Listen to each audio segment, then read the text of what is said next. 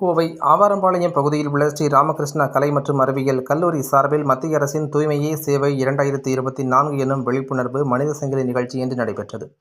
கோவை ஆவாரம்பாளையம் பகுதியில் உள்ள ஸ்ரீ ராமகிருஷ்ணா கலை மற்றும் அறிவியல் கல்லூரி சார்பாக மத்திய அரசின் ஸ்வச்சதா ஹி சேவா 2024 என்னும் விழிப்புணர்வு பிரச்சாரத்தை கோவை பந்தய சாலையில் உள்ள தாமஸ் பார்க்கில் இன்று நடத்தியது. இந்த பிரச்சாரத்தின் மூலமாக தூய்மையை மேம்படுத்தல் மற்றும் தூய்மை முயற்சிகளில் பங்கேற்பதில் கவனம் செலுத்த வேண்டுமென விழிப்புணர்வு ஏற்படுத்தப்பட்டது.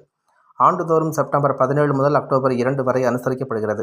இந்த விழிப்புணர்வில் கல்லூரியின் NSS பிரிவைச் சேர்ந்த 600க்கும் மேற்பட்ட மாணவர்கள் கலந்து கொண்டு மனித சங்கிலி மற்றும் நடனம் மூலம் தூய்மை குறித்த விழிப்புணர்வை ஏற்படுத்தினர். மேலும் தங்கள் இடங்களையும் சுற்றுப்புறங்களையும் தூய்மையாக வைத்திருப்பதாகவும் குப்பை கொட்ட மாட்டோம் என்றும் உறுதிமொழி எடுத்துக்கொண்டனர். இந்த நிகழ்ச்சியில் சிறப்பு விருந்தினராக கோவை வடக்கு சட்டம் மற்றும் ஒழுங்கு துணை ஆணையர் ஸ்டாலின் கலந்து கொண்டு உறுதிமொழி எடுத்துக்கொண்டார்.